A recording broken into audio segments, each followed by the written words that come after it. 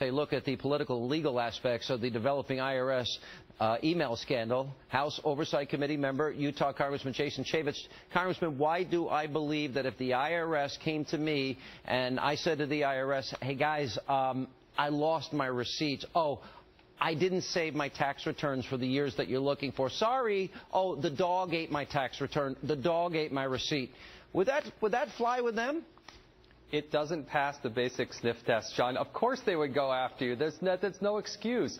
And I want to know why the IRS commissioner who appeared before our committee on March 26th of this year, why did the IRS commissioner, when I asked him about those emails, he said that they had been taken off and stored on servers. He confirmed under oath, he raised his hand and said that they do have those emails and that the only reason they hadn't given them to us is because we were extracting the 6103, the personal information that was there. So he confirmed that he had. Was he lying to the Congress at that point? We got a lot of questions for him. All right. Well, that's interesting information. Let's go through the timeline of all of this. And in March of 2010, we know the targeting of conservative groups begin. Those that have the name conservative, 2012 or 9/12 Project, Tea Party, obviously those groups are targeted. Then, August 2013, the committee chair, Darrell Issa, subpoenaed the emails.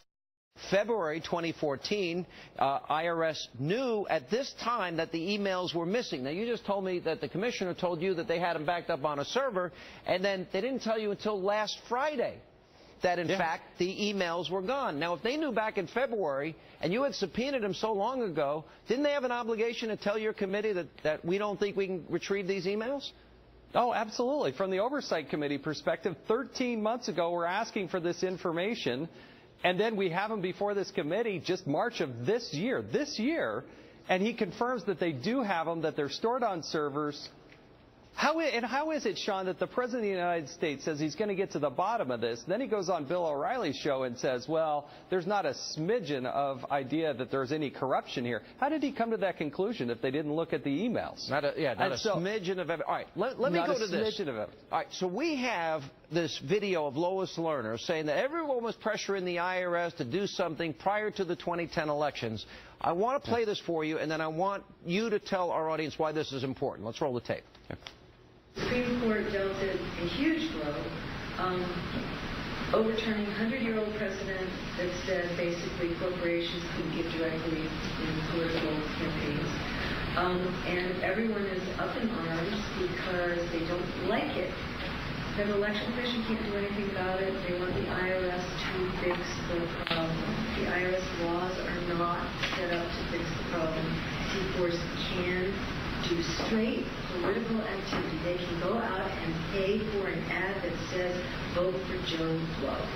That's something they can do as long as their primary activity is their C4 activity, which is social welfare. So everybody is screaming at us right now, fix it now before the election. Can't you see how much these people are spending?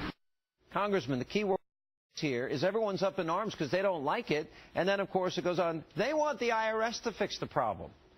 So what do you think happened, and how are we going to get to the bottom of this, considering, this reminds me of, Watergate, 18.5-minute gap in the tape here.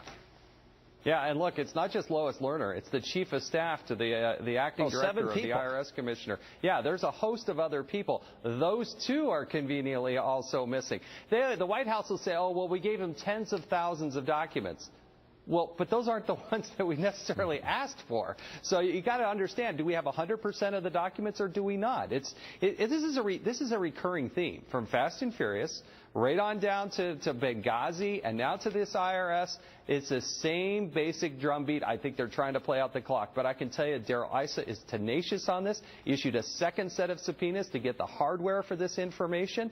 I think we're going to have to bring in the geeks and the nerds. If you want to actually get to the truth, bring up that 26-year-old who's the IT administrator in charge of that. We're going to bring him before Congress, or her before Congress, to find out what really happened. But we're not letting go of this. We got to get to the truth. Are you convinced that this was done on purpose? Are you convinced that there's a cover-up here? Are you convinced that these emails were erased?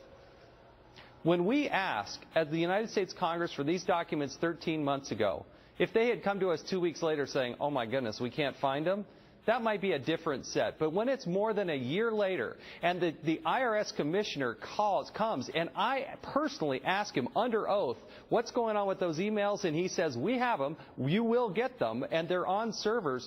Was he lying to us? He was under oath, Sean, and that's we have to get to the truth. All right, Congressman, thank you on this busy news night. Thanks, John. On Hannity. Coming up next.